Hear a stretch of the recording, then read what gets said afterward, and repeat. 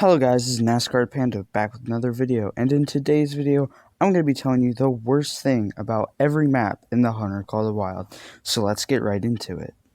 Starting off with Leighton is the lag on Leighton. Leighton just has a ton of ducks, and every time you spot a duck, you find a new zone, which accumulates more zones, which in the long run creates a ton of lag.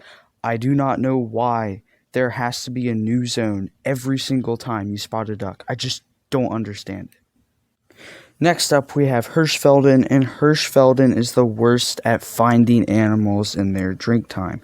The lakes are just so brushy, and there's so many spots where they can be, but there again, it's just so brushy. There's so much water on the map as well, and some of the spots can be hard to access since it's further away from an outpost.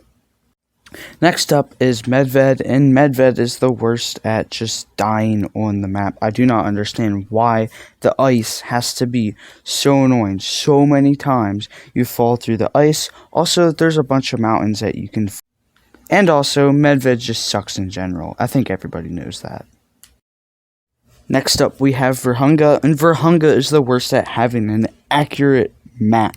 In the bottom right, there is a ton of lakes down there, and you can't even see them on the bottom right.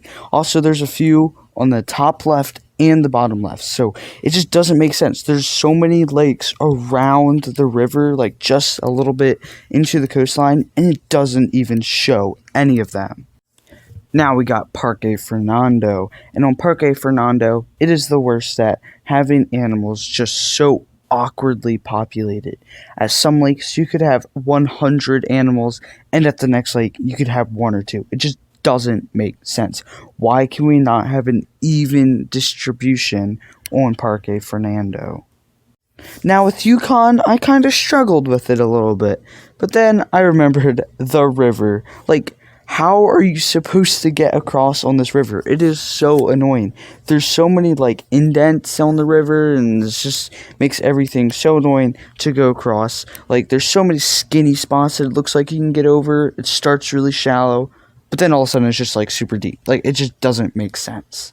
Alright, now we got Quatro Kalinas. Now, this map, like, there again, kind of had a few struggles with it, but then you remember, oh yeah, there's just like 4 random big hills that just pop out of nowhere. Like, how is that realistic? Like, they're pretty decently aligned. Like, why is there just 4 random hills with big valleys in the middle? It's just super weird. It's not even a range, it's just like a few big lumps in the ground. No maps would be even close to Silver Ridge Peaks if it just had a little bit longer drink times. Why are they so short? Also, why do elk drink at night? Like, it's so annoying.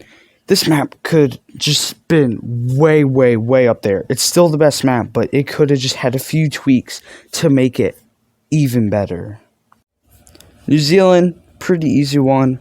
What the heck were they thinking? They just put this giant mountain straight through the middle, and like only 2/3 of the map actually has animals. Like, there's hardly anything that goes in that giant, like absolutely giant mountain range. Like, from the bottom left to the bottom right, it's about 7-8 kilometers. Well, only about 3 to 4 of those kilometers actually have animals on it. Like, it's so stupid. Someone please tell me what is going on with the Rancho del Arroyo's outpost placement.